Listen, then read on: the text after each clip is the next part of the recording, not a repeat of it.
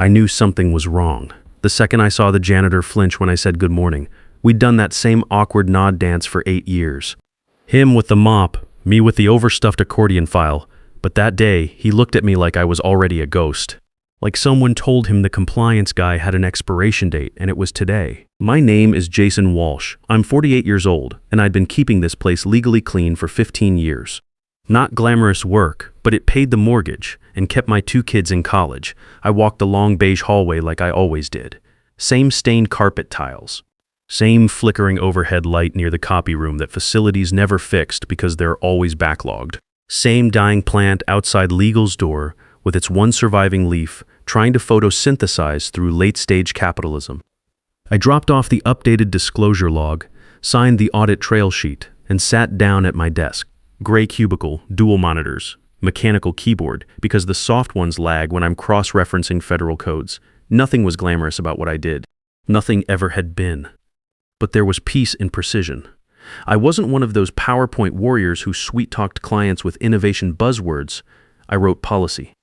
I audited workflow chains. I tracked compliance trails on high-risk filings and made sure we never missed a federal deadline. If someone handed me a crisis, I'd color-code the disaster and file it properly before lunch. I didn't need applause. Most days I didn't even get eye contact. But I knew what I was. I was the quiet guy who kept this company from bleeding out in a federal courtroom. After 15 years, I had relationships with regulators at SEC, FINRA, and DOJ. Not drinking buddies, but professional respect, built one boring audit at a time. That morning, I had 3 open cases on my desk. 1 whistleblower file involving suspicious vendor payments, 1 internal discrepancy between projected and actual holdings, just small enough to fly under most radars. 1 audit flag I'd been tracking for 6 months that nobody else seemed to care about. But I cared. I could smell problems through spreadsheets. I logged in, checked the compliance mailbox, 41 unread emails from the East Coast offices, and spent the next 2 hours drinking lukewarm coffee while writing reports that would be summarized, misunderstood, and ignored in board meetings. That was the rhythm. That was my world, predictable as taxes, until it wasn't. At 10:47 a.m., my phone buzzed, meeting invite, performance discussion, Office 12C with Brandon M. No subject line, no context, just one of those calendar notifications that smell like trouble cooked in a microwave.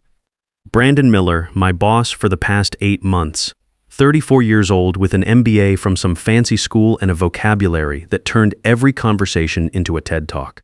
He'd been promoted to streamline operations, which translated to firing people whose work didn't photograph well for LinkedIn posts. I clicked accept, straightened my tie, and headed to Office 12C. Past 3 departments I'd kept legally clean during investigations they never knew happened. Past people who didn't look up because I was background noise, reliable until I wasn't useful. I opened the door and stepped inside. Brandon didn't stand up. He gestured to the chair across from him like he was tossing scraps to a dog. His tie was loosened, laptop open, yellow legal pad beside it, like he'd scribbled talking points during his morning bathroom break. "You probably know why you're here," he said. I didn't, but I let him talk. "I'll keep this short." Brandon didn't look up from his notes. Just kept spinning a pen like it made him smarter. "We're making structural adjustments, eliminating non-revenue positions. Your position is being eliminated, effective today." I blinked. That was it. No review, no warning, no thanks for 15 years of keeping our company out of federal prison. Just eliminated like a line item in a budget spreadsheet. He finally looked up when I didn't respond. "Look, I know your title sounds important. Senior Regulatory Compliance Officer, and all that," he actually did air quotes.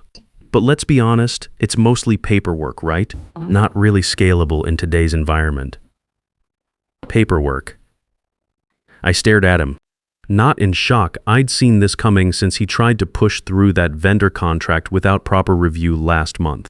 But it still hit like a punch wrapped in corporate speak. "Brandon," I said quietly, "do you actually know what I do?" He leaned back like I was proving his point. "See, that's the issue. The role isn't transparent, not measurable. We need positions that drive clear value. Did legal sign off on this termination? HR's aware." "This isn't personal, Jason. It's business. You'll get standard severance, 2 months, Cobra, the works." I could picture the HR person hiding behind emails already printing exit docs with my middle initial wrong. They always mess that up. Take today to gather your things, Brandon added. We'll deactivate credentials by 3 p.m. He stood up, already mentally moving to his next meeting. Then, like he just remembered something amusing, he said, I always thought your job title was a bit inflated anyway. But hey, looked good on the org chart. Inflated. I nodded slowly. Here's what Brandon didn't understand about inflated titles in corporate America. Sometimes they're just ego decoration, and sometimes they're legally binding positions with federal oversight responsibilities. Mine wasn't decorative. It was regulatory armor. My signature was on documents Brandon had never seen. My relationships with federal agencies went back 15 years of handshakes and quarterly reviews. I wasn't just some guy who filed papers. I was the reason our last 3 audits didn't result in federal subpoenas. But I didn't explain that to Brandon. I didn't throw compliance binders on his desk or mention the 2 emails he'd sent to procurement that would make forensic auditors drool. Instead, I looked him in the eye and said, understood. Because I didn't need to argue. I just needed to follow protocol. My protocol, the one I'd written. I walked out of Office 12C through the cubicle maze, past the woman in sales who'd once sent client data through her personal Gmail, past the marketing guy who thought VPNs were optional, past the intern who'd asked me if HIPAA applied to auto insurance. None of them looked up, but I wasn't invisible anymore. I was radioactive. My badge still worked. That was their first mistake. I tapped it on the reader, half expecting an error beep. Green light, glass door sliding open like any other Tuesday. No security escort, no HR babysitter. Just me and a checklist I'd written 5 years ago. Compliance officer termination protocol. Voluntary or involuntary. Nothing dramatic about it, no movie soundtrack. Just a keyboard, familiar login screen, and methodical finger taps like Morse code for justice. First item, archive all local compliance logs. Second, document unresolved high-risk cases. Third, inventory pending disclosures and audit trails. Fourth, forward outstanding regulatory matters to appropriate federal bodies. That 4th item was the wrecking ball. See, my inflated title came with direct federal relationships. SEC, FINRA, DOJ contacts I'd worked with for 15 years. My name wasn't just on emails. It was on Form 8K filings, digital chain of custody receipts. I wasn't filing papers. I was the registered point of contact. When I opened the secure compliance directory and started queuing files for my encrypted mail system, I wasn't being petty. I was being precise. Case 5217A, flagged vendor inconsistencies tied to expense reports Brandon personally approved. Case 5384B, internal IT audit noting suspicious drive wipes 2 days before quarterly close. Case 5891Z, a whistleblower report I'd been developing for months, cross-referenced with timestamps, invoices, Slack messages, and one incredibly stupid selfie someone took in the warehouse with sensitive documents visible in the background. Each folder had integrity verification, access logs, and digital trails leading straight to the executive suite. Some had been closed by Brandon with the kind of lazy email a college freshman would use to end a group project. I reopened them, flagged them as unresolved, attached clean summary notes. Then came the addresses. You don't send these files to generic info inboxes. You send them to names. Real people I'd spent 15 years building relationships with at oversight conferences, nodding across hotel conference room tables, covered in stale bagels and government coffee. I knew them, they knew me, and the moment those files landed in their inboxes, they'd know Brandon too. I added a short cover note. Per Section 6.4.3 of Internal Regulatory Closure Policy, the following unresolved cases are hereby escalated upon personnel change. All documentation attached has been verified and archived prior to credential deactivation. Respectfully, Jason Walsh. Then I hit send. Files queued slowly. 22%, 47%, 83% until each package was sent, logged, and archived in my personal compliance exit report. I uploaded the report to SharePoint, timestamped it, marked it final. Then I deleted local temp files, cleared cache, logged out. Done. No theatrics, no angry emails, no CC storms. Just a quiet digital avalanche released from the desk of a man they didn't bother to walk out. My screen faded to black. My reflection looked back at me from the dark monitor. Calm, methodical, almost peaceful. That's when I knew I hadn't overreacted. I'd been playing it safe for years. I packed my personal items slowly. Family photos from the company picnic 3 years ago when my daughter graduated high school. Coffee mug my son gave me that said world's most compliant dad. His idea of a joke about my job. Small cactus that somehow survived 5 years of fluorescent lighting and office air conditioning. Box of business cards I'd probably never need again. The walk to my car felt longer than usual. Every step across that parking lot was a step away from 15 years of my life. But it wasn't sadness weighing on me, it was anticipation, like the moment right before thunder when the air gets heavy and electric. I drove home in silence, no radio, just the hum of tires on asphalt and my own thoughts churning. My wife would ask how my day went when she got home from her shift at the hospital. What was I supposed to say? Honey, I got fired today. But don't worry, I might have just triggered a federal investigation that could destroy the company. That evening, I sat in my den with a beer that tasted like uncertainty and stared at my laptop screen. You'd think revenge, real federal-grade revenge, would feel cleaner. More like a movie, but it felt like sitting on a time bomb waiting for the timer to hit 0. Had I gone too far? Everything I sent was factual, documented, verifiable. Not a single exaggerated sentence in the pile. But there's a difference between following protocol and lighting a legal fuse. I wasn't blind to that. My cat, Buster, sat on the windowsill judging me with the same expression he used for everything from thunderstorms to empty food bowls. His tail twitched once like he was processing moral complexity. Then he curled into a loaf and went to sleep. I couldn't do the same. I walked to the kitchen, opened the fridge, closed it, opened the freezer, considered whiskey, settled for leftover Chinese food and a granola bar, sat back down, checked my phone. No texts, no calls, no breaking news alerts. Maybe that's what messed with my head. Nothing happened. I just fired off enough legal ammunition to crater half the C-suite. And the world kept spinning like I'd sent a weather report. Was I naive thinking regulators would move fast? Or worse, had I misread everything? What if Brandon was right? What if my job really was just paperwork? Maybe I'd flooded some intern's inbox with flagged spreadsheets. They'd archive under low priority and forget by Monday. That thought made my stomach drop. Not that I'd nuked my career, that it might not even matter. I curled up on the couch in an old army hoodie, flipped on some mindless TV, tried to lose myself in other people's problems.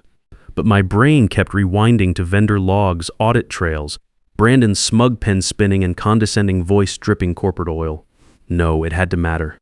Even if they buried it, even if regulators shrugged and moved on, at least it wouldn't be my silence that let them get away with it. I could live with being ignored. I couldn't live with being complicit. Still didn't sleep much. Lay in bed with my phone face down, resisting the urge to check email every hour, like some desperate ex waiting for a maybe. At 2:23 a.m., I cracked, opened the inbox, refreshed. Nothing. No reply from SEC. No read receipt from DOJ. No bounce backs either. Just void. Finally fell asleep after 4 a.m., still dressed, still replaying old emails like I could will them into action. Dreamed about office carpet catching fire with nobody noticing until sprinklers drenched everything in black water. When I woke up, my phone had one new message. Not from a regulator, from Scott Peterson, my old coworker, 15 years in the trenches together. One line, "Are you watching the news?" My phone buzzed again before I could rub sleep from my eyes. Scott, something's happening. Men in suits are here. Scott, not HR, not clients. Government badges. I sat up so fast I knocked over last night's half-empty beer bottle. It rolled off the nightstand, hit the floor, didn't shatter, just wobbled like it was drunk too. I grabbed my laptop, flipped it open, went straight to every business news feed I followed. SEC monitoring bot. Quiet. DOJ press releases. Nothing recent. Regional Newswire still cycling through yesterday's interest rate headlines. I typed in our company name, hit search, refreshed. Nothing yet. Then I remembered when fades move, they move quiet. No press releases until your security cameras are already subpoenaed. 8:31 a.m. Another text from Scott. They showed badges, real ones. Said they're here for records access. 8:34 a.m. Scott, Brandon's not in yet. Our director looks like she's gonna throw up. 8:37 a.m. Scott, they asked for compliance archive, your archive. I exhaled slow like I'd been holding my breath for 15 years. So it wasn't ignored. They saw it, they acted. And now they were inside. I opened my backup files just to confirm what I'd sent. My hands buzzed with adrenaline as I scanned folder names. Vendor payments, audit trail, missing documentations, Q3, SEC correspondence, whistleblower. Executive authorization, questionable. I didn't write these hoping to get attention. I wrote them expecting a courtroom. Scott texted again. They're heading to legal now. Got a list. Think it's your list. I didn't respond. My hands were shaking, not from fear, but like my nervous system finally understood what was happening. This was the moment between striking the match and watching it catch fire. I opened a browser tab, started refreshing financial forums, business subreddits. Nothing public yet, but it would be. The fuse was lit, and Brandon, he hadn't even walked into the building yet. I pictured him sipping overpriced oat milk coffee, probably practicing some motivational speech about operational excellence. He had no idea that the weight about to hit him wasn't a performance review or awkward HR conversation. It was a federal warrant with his name on it. My heartbeat wasn't even fast anymore. Just steady, focused, like the calm before a storm breaks and everything goes quiet. Let it come. I was ready. By 9:15 a.m., the office had gone full whisper mode, not Slack messages or emails, actual whispers. That nervous hum that only happens when something real is going down, outside the bounds of office politics or passive-aggressive meetings. I wasn't there, but I didn't need to be. My phone lit up like Christmas morning, with messages all saying the same thing in different fonts of panic. They're in the lobby. Security took papers from a guy in a suit. He had a badge, real badge, not company ID. Pretty sure it said DOJ. Because they were about to start bagging evidence, sweetheart. That's why I pictured my old office. Soft fluorescent buzz, burnt coffee smell, printer that always jammed when you were running late. Now layered with something new. Boots on carpet. Silence in the break room. Plastic security badges pulled tighter by suddenly sweating executives. Brandon finally arrived at 9:22 a.m. According to Scott, he walked through glass doors and stopped mid-step when he saw men in suits talking to reception. Of course, he tried to play it cool. Adjusted his collar, flashed his political smile, walked right up. "What's going on, gentlemen? Can I help you?" Lead agent didn't flinch. Just flipped a page and said, "We're here to execute a federal evidence collection order. Please step aside." Brandon's smile stayed glued to his face but slid off his eyes like butter on hot pavement. He glanced at security, who shrugged, then at the receptionist, who was texting under her desk like her life depended on it. "It's routine, folks," Brandon announced loud enough for the waiting area. "Procedural stuff happens in regulated businesses." "Routine? Sure, Brandon." Like a root canal with a rusty saw. Scott texted a screenshot. Brandon standing stiffly near elevators while two agents walked past him carrying black evidence bags and printed lists.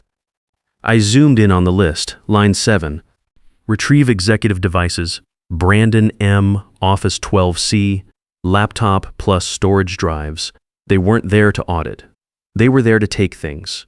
And every agent in that elevator was following breadcrumbs I'd left with surgical precision. Same guy who called my job paperwork now stood helpless, while strangers rifled through his kingdom looking for skeletons in file folders.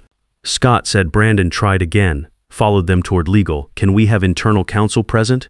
There's protocol for this." Lead agent turned, showed a second badge, Department of Justice, and said, "Sir, your internal counsel is named in the warrant." Brandon stopped walking. Scott's message had no LOL, no emojis. He's turning gray, literally gray. My living room felt like a church. Not celebration, not gloating. Just silence so thick it felt sacred. I didn't smile or cheer. Just exhaled long and steady. The machine I'd been part of for 15 years was finally grinding to a halt. And the man who'd greased it with arrogance and shortcuts was standing at ground zero, realizing too late he wasn't untouchable. He was evidence. Office 12C minus same room where he'd fired me, same chair he didn't offer, same smug lean back I'd mentally stapled to every condescending email. That room now belonged to the Department of Justice. According to Scott, it happened in under 3 minutes. Agents didn't knock or wait. They walked in like they'd paid rent, flashing a warrant that might as well have been written in fire. Brandon's assistant, Kevin, looked up from his phone and froze mid-scroll. Kid went sheet white, didn't even ask what was happening. Just stood up slow like the office had become radioactive. "Mr. Miller." Kevin started, but an agent held up a hand.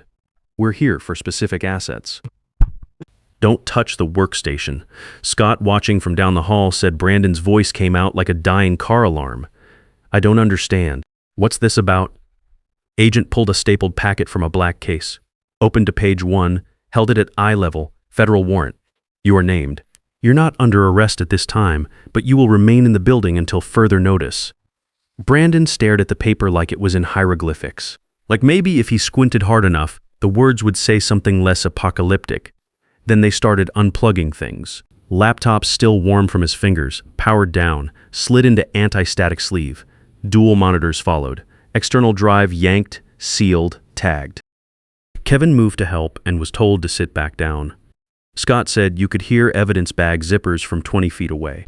I sat at home watching it unfold through text updates like a live broadcast of my own resurrection. This wasn't my end, this was his exhumation, and it was happening faster than I'd expected. The agent closest to Brandon's desk picked up the yellow legal pad, flipped through pages, asked, "Did you author these notes from November 18th regarding retroactive vendor adjustments?" Brandon didn't answer.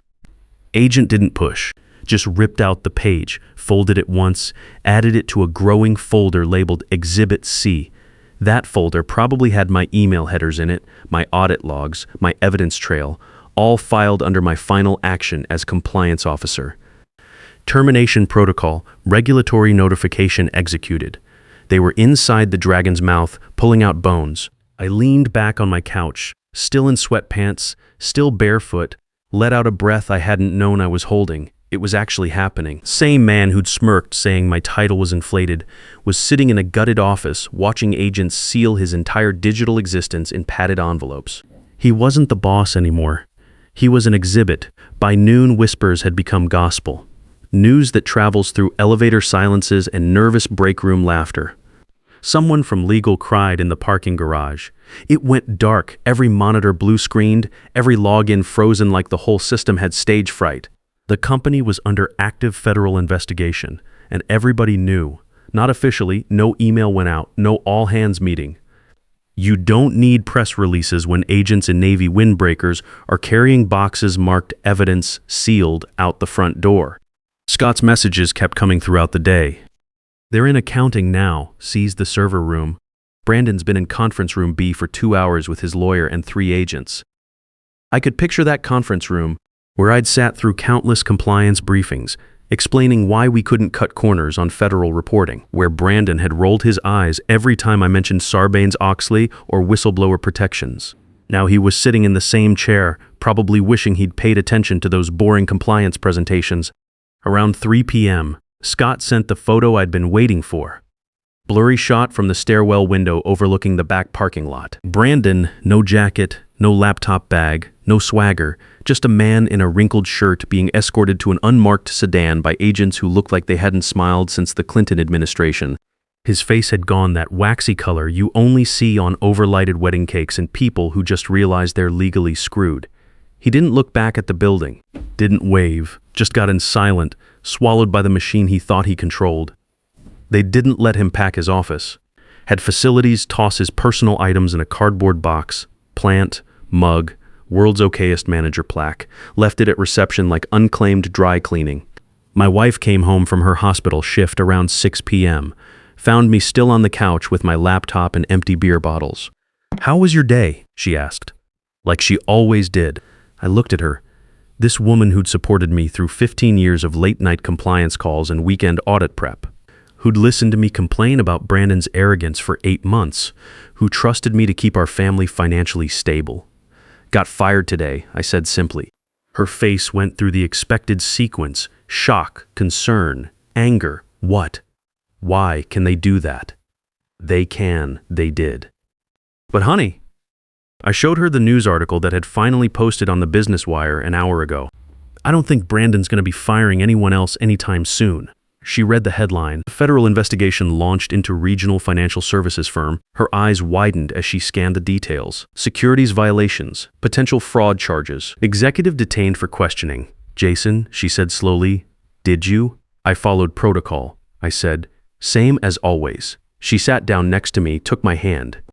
After 22 years of marriage, she knew when not to ask for details. She also knew that sometimes doing the right thing looks like doing nothing at all until it looks like everything. The next morning brought calls from 3 headhunters who'd seen my name in the federal filing disclosures. Word travels fast in compliance circles. The guy who'd triggered a DOJ investigation was exactly the kind of person other companies wanted on their team. Brandon, last I heard, his LinkedIn profile just says seeking new opportunities. His lawyers probably told him to keep it vague. I didn't celebrate. Nothing to celebrate. It wasn't revenge. It was gravity. And Brandon had finally learned what it felt like to fall. But I'll admit, there was satisfaction in knowing that somewhere, in some federal building, my carefully maintained compliance files were being reviewed by people who understood their importance. People who knew the difference between paperwork and the law. My job title hadn't been inflated after all. It had been loaded. And when the time came, it had fired exactly as designed. Big thanks for reading, you beautiful disasters. Sometimes the quiet ones are the ones you need to worry about most. Sometimes the most devastating weapon isn't anger or confrontation. It's simply following the rules when everyone else thinks they're above them. In corporate America, the quiet person who actually reads the manual is often the most dangerous person in the room.